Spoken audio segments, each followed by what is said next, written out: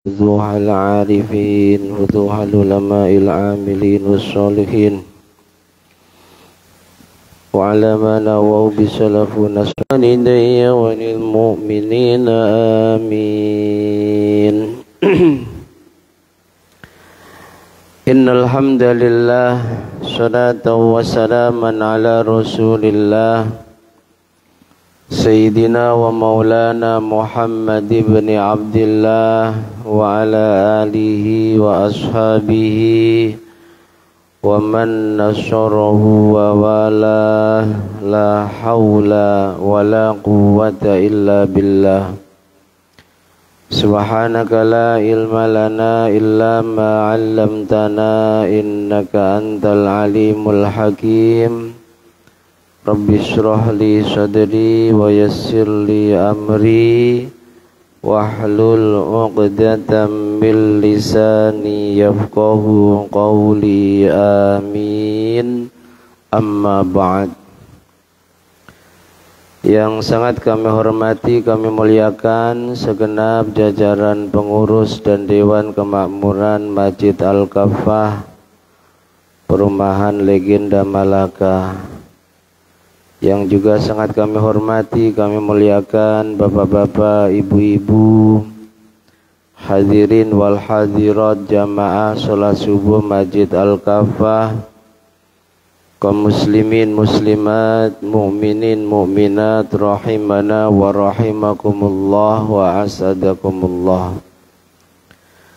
Puja dan puji syukur kehadirat Allah Subhanahu wa ta'ala. Mari tak henti-hentinya senantiasa kita panjatkan dengan mengucapkan kalimat tahmid, Alhamdulillahi Rabbil Alamin.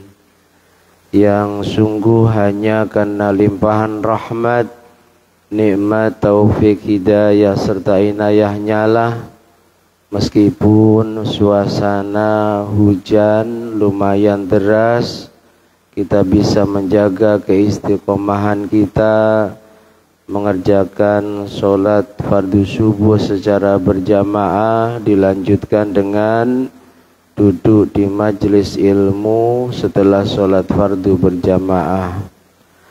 Mudah-mudahan Allah benar-benar meridhoi dan menerima majelis kita ini dengan segala kekurangannya, menjadi majelis yang istiqomah, majelis yang membawa barokah, manfaat serta maslahah untuk agama, dunia dan juga akhirat kita. Amin amin Allahumma amin.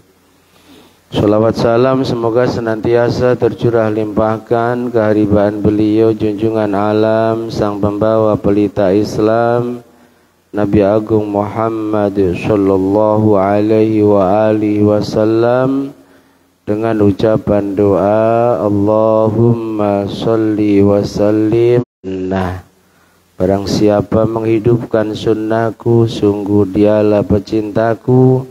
Dan barang siapa, sifat wajib bagi Rasul berikutnya, yakni yang ketiga adalah at-tabligh, wajib menyampaikan wahyu. Ini yang menjadi pembeda antara Nabi dan Rasul. Jadi ta'rif atau definisi Nabi juga Rasul itu sama-sama orang laki-laki. Tak ada Nabi dan Rasul perempuan.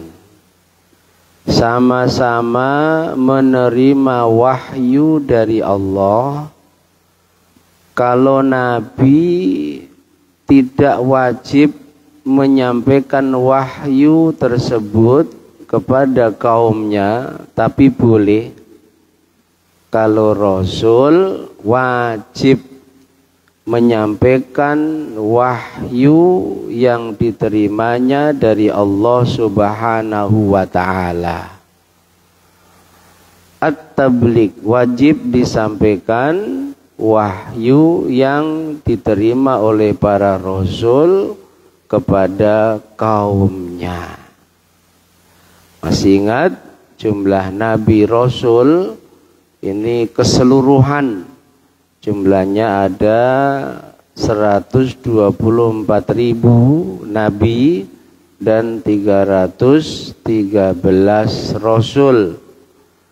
Dari jumlah nabi dan rasul sebanyak itu, kita hanya diwajibkan mengenal, mengetahui 25 nabi dan rasul. Hafal insyaallah ya. Hafal? Adam, Idris, Nuh, Hud, Soleh, Ibrahim. Ibrahim sezaman dengan Lot. Ibrahim punya anak Ismail, punya anak Ishak. Ishak punya anak Yakub, Yusuf, Ayub. Siapa lagi? Zulkifli, Syuaib, ayo, Harun, Musa, Ilyas, Ilyasa, ayo, Daud, Sulaiman, Yunus. Oh, nggak ada yang jawab ini.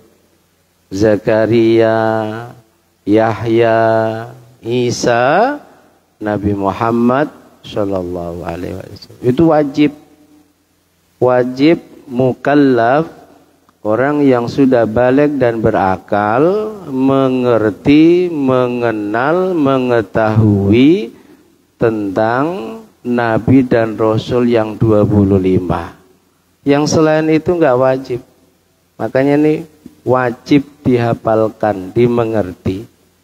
Dari Adam terakhir Nabi kita Muhammad Shallallahu Alaihi Wasallam. Mana dalilnya bahwa Nabi dan Rasul itu wajib memiliki sifat tabligh, tak boleh menyembunyikan wahyu yang diterimanya, wajib disampaikan kepada kaumnya. Wad dalilu ala dzalik, di antara dalil yang menjelaskan tentang itu, yang pertama firman Allah dalam surah Al-Maidah ayat 67. Allah Subhanahu wa taala berfirman, A'udzu billahi minasyaitonir rajim. Bismillahirrahmanirrahim. Ya ayyuhar rasul balligh ma unzila ilaika mir rabbik wa illam taf'al fama ballaghta risalatah. Ya ayyuhar rasul, duhai para utusan, para rasul, balligh ma unzila ilaika mir rabbik, sampaikan apa yang diturunkan padamu dari Tuhanmu, wahyu. Ada sebagian nabi dan rasul yang diturunkan padanya kitab. Ada yang kecuali kitab juga suhuf. Suhuf itu tidak sampai kitab, tapi hanya beberapa lembar yang berisi tentang wahyunya Allah. Yang menerima kitab 4 secara urut. Pertama Nabi Musa, kitabnya namanya kitab Taurat, yang berisi tentang syariat. Kemudian setelah Nabi Musa, Nabi Daud, kitabnya namanya Zabur. Kitab Zabur tidak berisi syariat, tapi kitab Zabur berisi kalam-kalam hikmah. Ada yang datangnya dari Allah, ada juga kalam-kalam hikmah itu menceritakan tentang nasihat para nabi dan rasul zaman sebelum Nabi Daud. Nabi Dawud, Nabi Sulaiman ini syariatnya mengikuti syariatnya Nabi Musa. Sebab Zabur tidak menjelaskan tentang syariat. Kemudian Nabi Isa, kitabnya kitab Injil. Dan yang terakhir Nabi kita Muhammad sallallahu alaihi wasallam, kitabnya kitab Al-Quran. Kitab Al-Quran ini membenarkan apa yang ada di dalam kitab-kitab sebelumnya, Taurat, Zabur, juga Injil, sekaligus menyempurnakan syariat-syariat, keterangan-keterangan yang ada di dalam kitab-kitab sebelumnya. Jadi isi Al-Quran tidak ada yang bertentangan dengan isi kitab-kitab sebelumnya. Entah tentang masalah akidah dan tauhid, Tuhan itu satu, itu sama. Jadi kalau ada kitab judulnya Taurat, judulnya Injil, kok ternyata berisi tentang akidah dan ketuhanan, Tuhan bukan hanya satu, tapi ada Tuhan selain Allah, ada Tuhan Bapa, Tuhan Ibu, menunjukkan kitab tersebut sudah tidak orisinil. Ulama ahli tauhid sepakat bahwa kitab Taurat, Perjanjian Lama, kitab Injil, Perjanjian Baru, yang sekarang menjadi kitab sucinya saudara-saudara kita di luar Islam, ulama ahli tauhid sepakat bahwa isi kitab Taurat dan Injil tersebut sudah ditahrif, sudah didistorsi, sudah banyak yang dirubah, tidak orisinil lagi, sehingga karena sepakat ulama isinya sudah tidak asli lagi, maka di zaman sekarang tidak ada istilah ahlul kitab. Gak ada. Zaman Nabi masih ada ahlul kitab, masih percaya penuh tentang apa yang ada dalam kitab Taurat dan Injil, yang ajarannya sama dalam masalah tauhid dengan Al-Quran. Karena punya akidah dan tauhid yang sama, bersumber pada Alkitab, Taurat dan Injil yang mereka yakini, maka di zaman Nabi, orang yang beriman, orang Islam boleh menikah dengan ahlul kitab. Boleh. Di zaman sekarang ahlul kitab bukan orang yang mentauhidkan Allah, karena kitab asli mereka, kitab suci mereka sudah tidak orisinil lagi, sehingga menikah dengan ahlul kitab zaman sekarang, Yahudi Nasrani zaman sekarang, itu sama hukumnya menikah dengan non-muslim yang hukumnya ulama sepakat haram, tidak sah, siapapun yang melakukannya.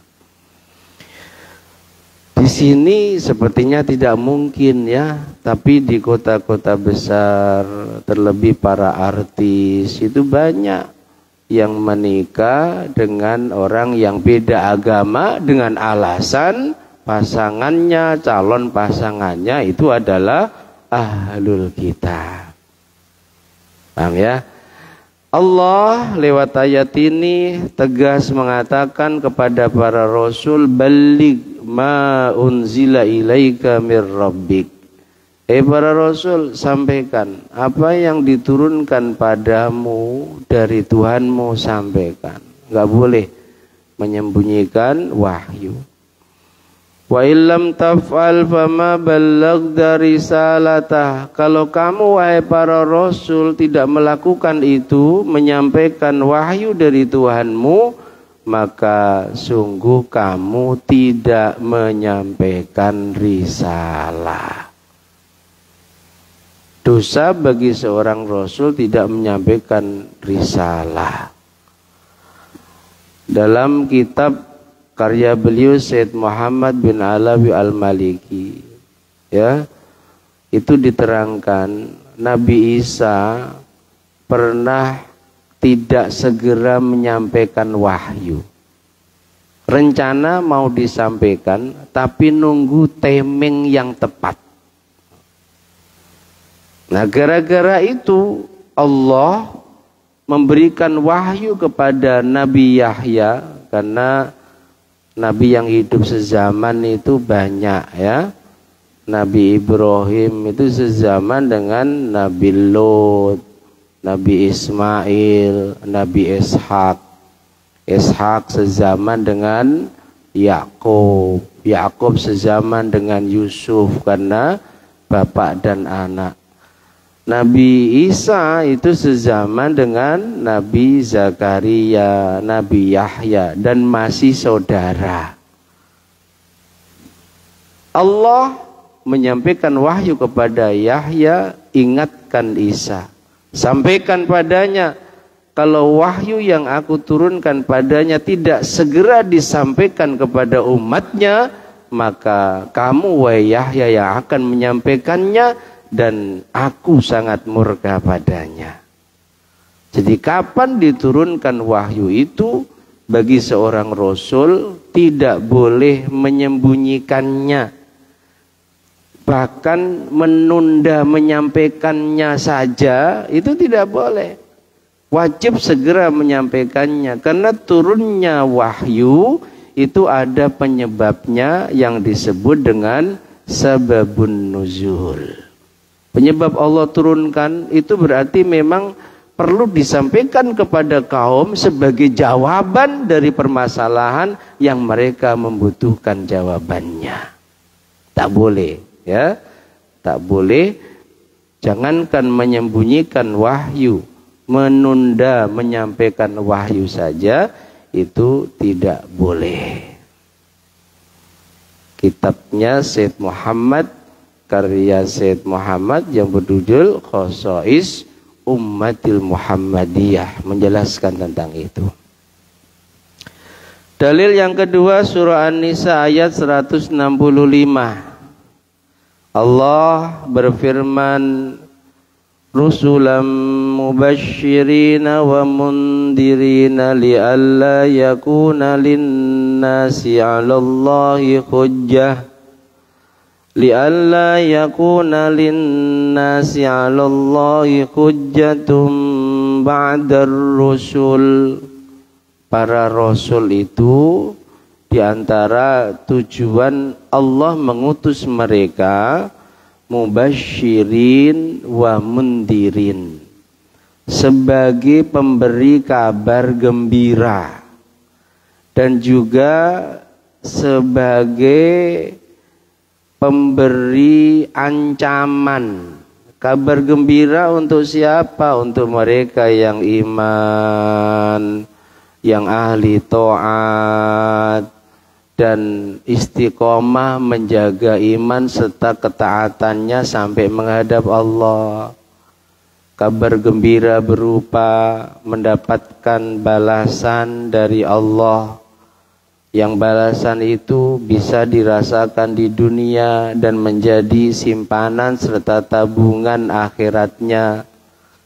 Kabar gembiranya kelak di akhirat, tempatnya di surga.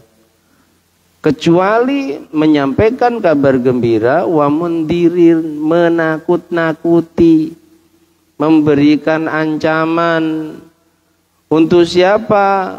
Untuk orang yang ingkar pada Allah, orang yang menyekutukan Allah, orang yang ahli mendurhakai Allah, sampai mati menghadap Allah masih dalam kekufurannya, kesyirikannya, masih dalam kemaksiatannya, dikasih ancaman, diingatkan, jangan lakukan ini, berbahaya untukmu, kamu nanti akan begini. Itu sudah ada peringatan dari para nabi dan rasul. Makanya kelak di hari kiamat ketika ada sebagian yang merasakan kemuliaan dan kebahagiaan dari Allah, dan sebagian ada yang merasakan penderitaan, kesengsaraan dari Allah. Dengan begitu dahsyatnya ahwalul kiamah, kedahsatan-kedahsatannya hari kiamah, mereka yang merasakan kesengsaraan, penderitaan demi penderitaan di hari kiamat, protes kepada Allah, ya Rabb, Engkau terkenal Maha Pengasih Penyayang, tapi mengapa Engkau pilih kasih mereka si fulan di hari ini, mereka Engkau muliakan, Engkau bahagiakan, sementara kami dan kawan-kawan Engkau sengsarakan, Engkau deritakan. Mana kasih sayangmu ya Rabb? Menyalahkan Allah. Maka Allah tegas memberikan jawaban kepada mereka yang diabadikan oleh Allah dalam surah Yasin. Fal yauma la tudlamu nafsun syai'a wa la tujzauna illa ma kuntum ta'malun. Di hari ini kata Allah tegas, la tudlamu nafsun syai'a. Tidak ada seorang pun yang dizalimi, tidak ada. Bukan kok karena kalian merasakan kesengsaraan, penderitaan, itu berarti Allah zalim pada kalian. Bukan. Tapi apa yang dirasakan hari ini adalah wala tujzauna illa ma kuntum ta'malun. Tergantung apa yang diperbuat saat di dunia. Kalian sudah dikasih pilihan yang disampaikan oleh para utusanku yang hidup sezaman dengan para rasul. Seperti kita yang tidak hidup sezaman dengan Rasulullah, peringatan-peringatan itu disampaikan oleh para pewaris Rasul, para ulama, guru-guru kita lewat majelis-majelisnya. Ada pilihan yang bisa menyelamatkan dan memuliakanmu kelak di akhirat di hari kiamat, dan ada pilihan yang bisa membuat kamu sengsara serta menderita kelak di hari kiamat. Inna hadainahu sabil. Sungguh kami Allah telah memberikan petunjuk berupa jalan kepada kalian. Imma syakiran au imma ghafuran. Tapi di antara kalian ada yang bersyukur, memilih petunjuk jalan yang benar, beriman, ahli taat, sehingga di hari ini, hari kiamat, mereka aku muliakan, aku bahagiakan, selamat dari kedahsyatannya kiamat. Au imma ghafuran. Dan ada di antara kalian yang ingkar, lebih memilih jalan yang sudah dikasih tahu oleh para rasul bahwa jalan yang kau pilih itu akan membawa dampak buruk bagi kalian. Allah nggak mau disalahkan kelak di hari kiamat. Kenapa? Apa yang mereka rasakan itu semua tergantung pada amal perbuatannya. Allah sudah ngasih pilihan, Allah sudah ngasih peringatan lewat para utusannya. Jadi para utusan itu diutus mubasysyira, sebagai seseorang yang menyampaikan kabar gembira, wa nadhira, dan juga sebaliknya menyampaikan kabar buruk, menyampaikan ancaman, menakut-nakuti. Dalam ayat yang lain, inna arsalnaka syahidan wa mubashshira wa nadhira. Sungguh ini lebih spesifik kepada Rasulullah, kami mengutus engkau wahai Muhammad, satu untuk menjadi saksi. Arti menjadi saksi ini seperti apa? Para ulama menjelaskan arti menjadi saksi kelak setelah dihisab. seseorang itu nanti setelah menerima hasil hisabnya, apakah layak menjadi penghuni surga atau tidak, tergantung kesaksian Rasulullah. Setelah dihisab, hasil hisabnya bagus, tergolong ahlul jannah, apakah langsung digiring ke surga? Nunggu Rasulullah memberikan kesaksian. Muhammad, bagaimana menurutmu si fulan ini? Oh, dia baik beriman, masukkan ke surga. Masya Allah. Nah, mudah-mudahan kita dengan segala kekurangan kelemahan kita, kelak di hari kiamah Rasul berkenan memberikan kesaksian di hadapan Allah bahwa kita layak menjadi penghuni surga. Amin Allahumma syahidan wa mubashshira, memberi kabar gembira, wa nadhira, dan menakut-nakuti. Tujuannya apa? Kok para rasul ini diutus untuk memberi kabar gembira, juga sebaliknya menakut-nakuti pada kaumnya, supaya kelak di hadapan Allah manusia tidak bisa berhujah lagi, tidak bisa beralasan lagi seperti tadi. Ketika mereka merasakan penderitaan, merasakan kesakitan, merasakan kesengsaraan, sementara yang lain mendapatkan kemuliaan dan kebahagiaan serta kenikmatan dari Allah, nggak bisa protes lagi. Sebab risalah Allah telah disampaikan kepada mereka. Bukankah para rasulku telah menyampaikan pada kalian bahwa kalau kalian di hari ini pengen mulia, kalian harus iman. Gak bisa protes lagi. Gak mau Allah disalahkan. Tujuannya agar manusia tidak bisa berhujah, tidak bisa menyalahkan Allah atas kesengsaraan penderitaan yang akan dirasakannya kelak di akhirat.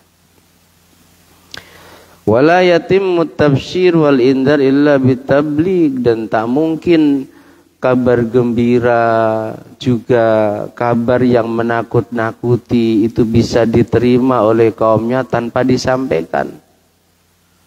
Tak mungkin mereka tahu penyebab mereka nanti di akhirat bahagia atau sebaliknya celaka kalau tidak disampaikan oleh para utusan. Wali'annahum law lam yuballighun nasa syara'i, karena sungguh andai para rasul tidak menyampaikan kepada manusia tentang risalahnya Allah, syariat-syariatnya Allah, lakanu katimina laha wa hadza muhal. Para rasul menyembunyikan wahyu dan risalah itu, maka ini sesuatu yang muhal, sesuatu yang nggak mungkin terjadi. Mengapa? Ketika wahyu tidak disampaikan pada kaum, akan terjadi kerusakan yang sangat besar.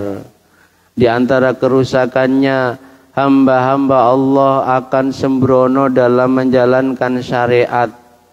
Dan ketika di hari kiamat nanti dihisab, kemudian hasil hisabnya salah, mereka nggak mau disalahkan. Sebab para rasul diam tidak menyampaikan kebenaran padanya. Para rasul diam tidak menyampaikan dan menjelaskan syariatnya Allah dengan sebenar-benarnya. Sehingga mohal kalau para rasul tidak menyampaikan risalahnya Allah. Para rasul tidak menyampaikan wahyunya Allah kepada umat atau kepada kaumnya. Ini yang ketiga. Tabligh. Para rasul wajib menyampaikan wahyu. Yang keempat, al-amanah. Sifat wajib bagi rasul yang keempat adalah amanah. Amanah itu bisa dipercaya, bukan pembohong. Dikasih amanat apapun bisa dipercaya. tidak mengkhianati amanat yang diberikan. Beda dengan manusia biasa, kita ini yang diakui atau tidak, sering kita diberi amanat oleh seseorang. Entah amanat itu berupa jabatan, entah amanat itu berupa harta, ataupun amanat-amanat yang lain. Kita khianati. Apa yang diamanatkan itu tidak kita jaga dengan benar. Para rasul amanah. Para rasul bisa dipercaya. Bahkan Nabi kita Muhammad sallallahu alaihi wasallam yang terkenal dengan julukannya Al-Amin, manusia yang bisa dipercaya, itu julukan dan gelar Al-Amin diberikan oleh orang-orang Arab untuknya, oleh suku-suku Arab untuknya jauh sebelum Muhammad menjadi Nabi dan Rasul. Sejak kecil, remaja, dewasa, sampai beliau sebelum diangkat menjadi Nabi dan Rasul adalah terkenal seorang pribadi yang bisa dipercaya. Gak pernah bohong, dikasih amanat dijalankan dengan benar.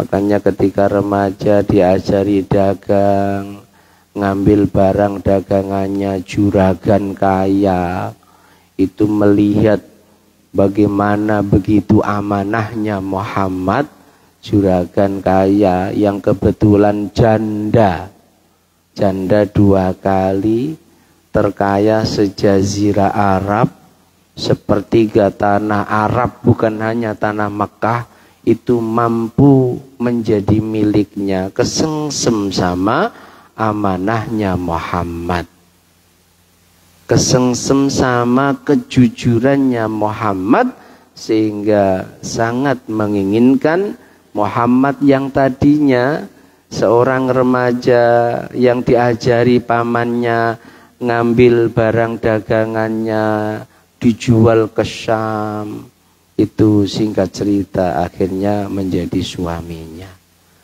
Nah, juragan kaya itu namanya siapa? Sayyidah Khadijah binti Huwailid Al-Kubra, juragan terkaya di Arab, janda, Masya Allah. Makanya Nabi itu enggak poligami. Poligaminya Nabi itu setelah meninggalnya Sayyidah Khadijah. Sayyidah Khadijah, saking begitu cintanya Nabi dan begitu memuliakannya Nabi kepada Sayyidah Khadijah. Nah, amanah. Para Rasul amanah, bisa dipercaya. Mana dalilnya?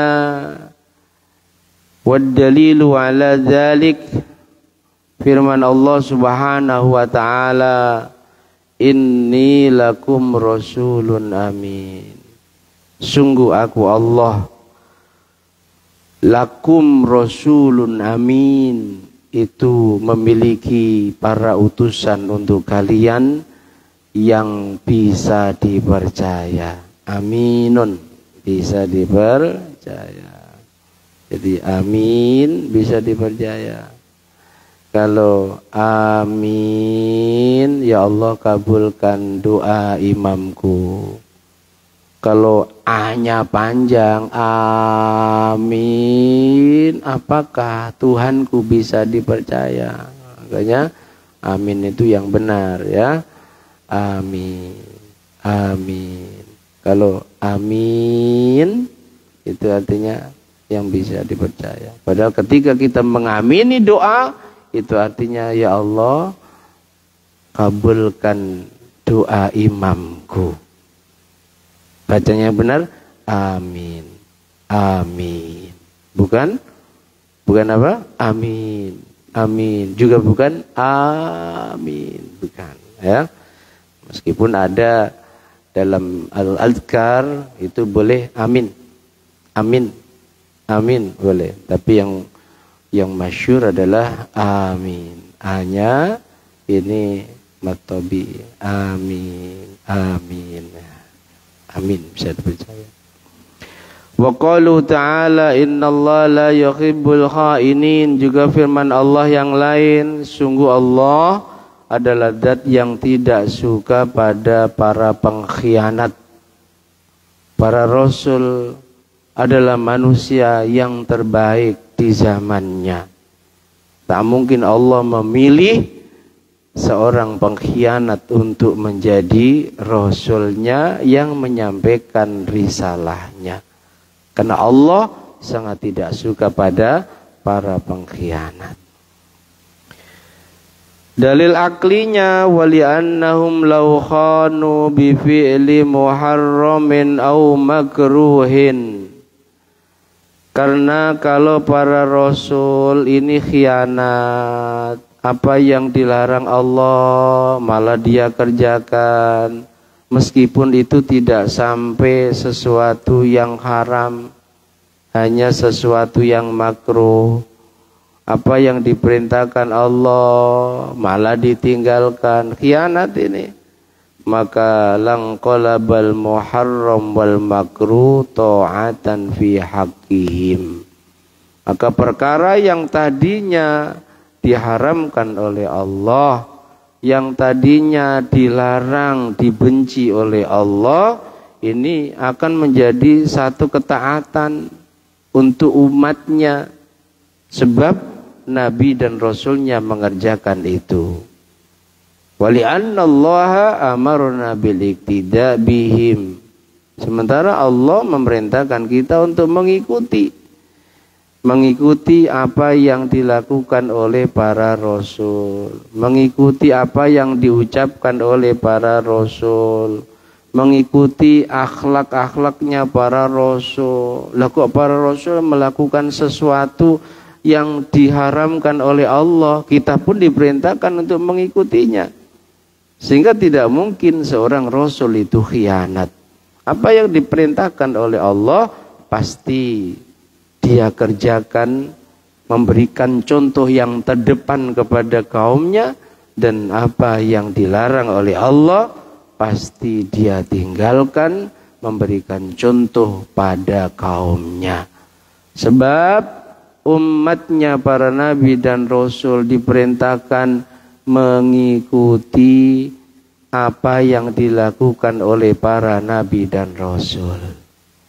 Ittiba'us sunnah. Kita diperintahkan mengikuti sunnah para rasul. Dan sunnah para rasul itu apa?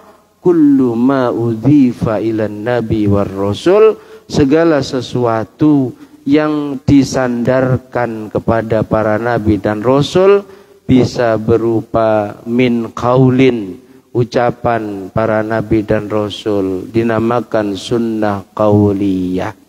Bisa berupa min fi'lin, perilaku dan perbuatannya para nabi dan rasul, yang disebut dengan sunnah fi'liyah.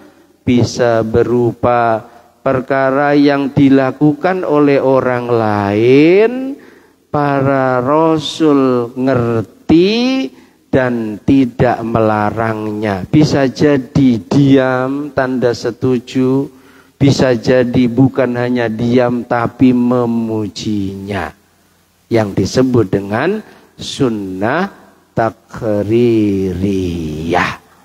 Baik umatnya Nabi Muhammad maupun umatnya para nabi dan rasul sebelum Nabi Muhammad, mulai Nabi Adam, Idris, Nuh, Hud, Soleh, Ibrahim, Lot, Ishak, Ismail, Yakub, Yusuf, terus sampai Nabi Isa alaihissalam, diperintahkan untuk mengikuti sunnah para nabi dan rasulnya.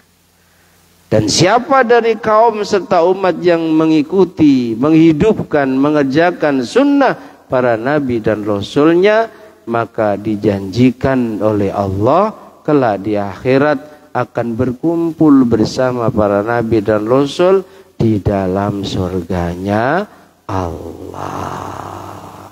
Paham ya? Kita ngaji, ini sunnah Rasulullah. Kita menghafalkan Quran, sunnah Rasulullah. Kita sholat sunnah, kita menjaga lisan, kita baik dengan sesama, kita baik dengan tetangga, sunnah Rasulullah. Jadi sunnah Rasulullah itu mohon maaf bukan hanya ngingu jenggot saja, bukan hanya memakai celana cingkrang saja, bukan. Seolah-olah yang sunnah itu hanya di penampilan. Padahal ada sunnah menjaga lisan. Kadang penampilan dijaga dalam rangka mengikuti sunnah Rasulullah, tapi lesannya tidak dijaga. Padahal kita pun diperintahkan untuk menjaga lesan kita dari menjelek-jelekan orang lain, menghina orang lain, dalam rangka mengikuti sunnah Rasulullah Sallallahu Alaihi Wasallam. Ini Bapak Ibu jamaah semuanya yang dirahmati Allah, tentang sifat-sifat wajib bagi Rasul. Bab selanjutnya tentang sifat jaiz. Ada berapa dan apa serta apa maksud serta penjelasannya. Insya Allah kita lanjutkan pada pertemuan berikutnya. Mudah-mudahan semuanya panjang umur, sehat walafiat jasmani rohani kita, sehingga dimampukan untuk istiqomah hadir di majelis-majelis mulia seperti pagi hari ini. Amin amin Allahumma amin. Wallahu a'lam bishawab. Al-Fatihah.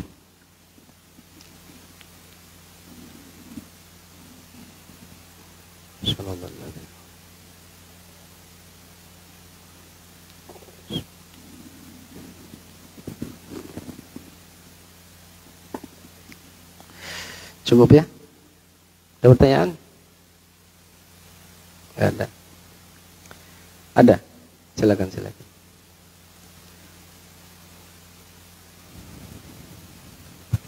Salam.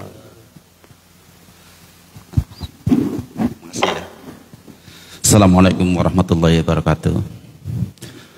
Pak Ustadz, saya mau bertanya, jika manusia pertama adalah Nabi Adam, mengapa setiap suku punya karakteristik berbeda-beda, dan setiap keturunan, misalkan keturunan Nabi, keturunan kekaisaran, keturunan dinasti, itu melahirkan DNA yang berbeda. Terima kasih. Assalamualaikum warahmatullahi wabarakatuh. Assalamualaikum warahmatullahi wabarakatuh. Mengapa ada macam-macam suku, syu'ubaw wa qabaila, ada macam-macam kabilah? Itu Allah di antara hikmahnya agar kita saling mengenal satu sama lain. Manusia yang ada di zaman sekarang ini adalah keturunannya Nabi Nuh dan orang-orang yang ketika terjadi tufan banjir bandang di zamannya Nabi Nuh ikut naik dalam bahteranya Nuh. Karena selain mereka saat terjadi tufan di zamannya Nuh, selain mereka semua binasa. Sebab Nabi Nuh pernah berdoa, makanya kelak di hari kiamat ketika manusia berbondong-bondong datang kepada Nabi Nuh untuk meminta syafaat, itu Nabi Nuh menyampaikan bahwa aku pun gak tahu nasibku hari ini. Kalian tentu pernah membaca kisahku bagaimana sebab doaku mereka yang tidak punya salah, tidak punya dosa, akhirnya dibinasakan oleh Allah.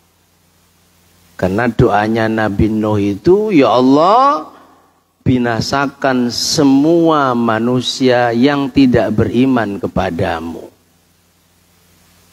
Lalu terjadi banjir bandang yang menenggelamkan bumi. Sehingga yang mati bukan hanya manusia yang ada di wilayahnya Nabi Nuh, tapi manusia di seluruh dunia yang mungkin saat itu di Nusantara sudah ada manusia. Dan otomatis karena Rasulnya adalah Nabi Nuh, mereka tidak beriman kepadanya, itu pun menjadi binasa. Kalau diurutkan, ya. Jadi manusia yang ada sekarang itu keturunannya Nabi Nuh dan juga orang-orang yang beriman yang ketika terjadi banjir bandang di zamannya Nabi Nuh ikut naik bahtera yang jumlahnya hanya kurang lebih 40 orang. Nah, di antara tujuan sengaja Allah membuat manusia itu punya suku sendiri dengan segala karakteristiknya. Kalau orang Padang karakternya begini, orang Medan begini, orang Jawa begini, orang Arab begini. Arab itu nanti pun antara Arab yang Badui dengan orang kota beda karakternya, beda gaya bahasanya. Orang Jawa pun juga antara Jawa yang daerah Surabaya ke timur dengan Surabaya ke barat, beda dialeknya, gaya bicaranya, halus dan kasarnya. Itu tujuannya lita'arafu agar satu sama lain saling mengenal. Saling mengenal bahwa kalau kita berkumpul dan berkawan dengan orang Medan, karakternya begini. Jangan sampai kita nyinggung perasaannya dengan ucapan seperti ini. Jadi memang itu adalah sunnatullah. Sunnatullah itu apa? Pekerjaan Allah. Apa yang terjadi di alam semesta, di antaranya Allah sengaja menciptakan manusia dengan berbagai macam suku, syu'uba wa qabaila lita'arafu, dengan berbagai macam bangsa agar lita'arafu, supaya satu sama lain ini saling mengenal. Yang dengan mengenal itu bagaimana supaya tidak ada konflik, mereka harus saling menjaga. Mungkin kalau sama-sama orang Medan ngomong kasar biasa, yang itu ketika disampaikan kepada orang Jawa bisa nyinggung perasaannya. Saya awal di Batam dulu itu cerita ini ya, ngajar di salah satu sekolah, nggak perlu saya sebutkan, ya, ngajar anak SMP. Nah, itu saat kita memberikan pekerjaan kepada mereka, siswa-siswi kami, lalu ada yang tidak mengerjakan, kita tegur dengan baik. Loh itu loh, jawabannya mungkin bagi dia sudah biasa. Tapi bagi saya yang orang Jawa langsung shock. Saya masih ingat jawabannya itu. Sampai saya rumah itu masih, ya Allah, itu kalau di Jawa sudah ditempeling sama gurunya.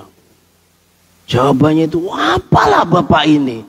Itu kalau untuk orang Jawa sudah ditempeleng gitu. Tapi mungkin bagi dia, bagi anak itu yang memang bukan suku Jawa sudah biasa. Getak-getak seperti itu sudah biasa. Ini salah satu contoh.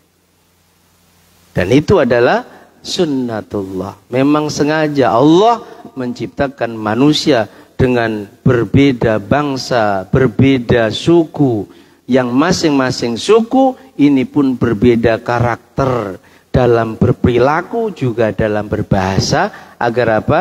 Lita'arafu, kita saling memaklumi, saling mengenal, saling menjaga. Jangan lalu mohon maaf komunitas orang-orang Batak yang mungkin bahasa-bahasa yang dalam pandangan orang Jawa kasar itu mereka biasa, saat ngomong dengan orang-orang Jawa, terlebih Jawa Solo, Jawa Jogja yang orangnya halus, itu apa yang menjadi kebiasaan mereka dengan komunitasnya dibiasakan juga pada orang-orang yang bukan sukunya. Jadi kurang lebih seperti itu ya. lita'arofu, supaya saling mengenal. Apa enggak mampu Allah menjadikan manusia itu semuanya satu suku, satu perilaku, satu budaya, satu karakter? Sangat mampu. Bahkan apa enggak mampu Allah menjadikan semua manusia beriman? Tidak ada yang kafir, sangat mampu. Tapi itu menjadi sunnatullah yang semua itu ada hikmah dan pelajaran bagi kita. Saya kira itu cukup. Semoga bermanfaat. Al-Fatihah.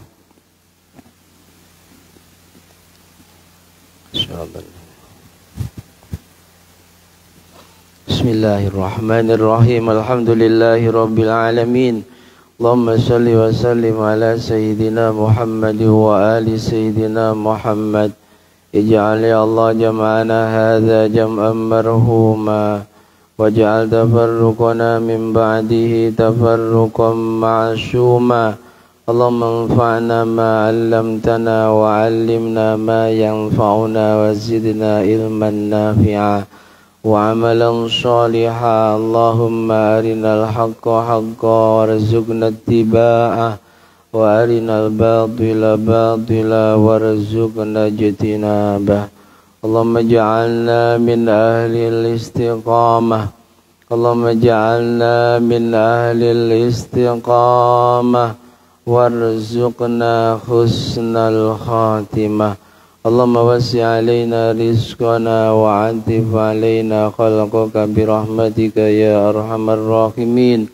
Rabbana taqabbal minna innaka antas samiul alim.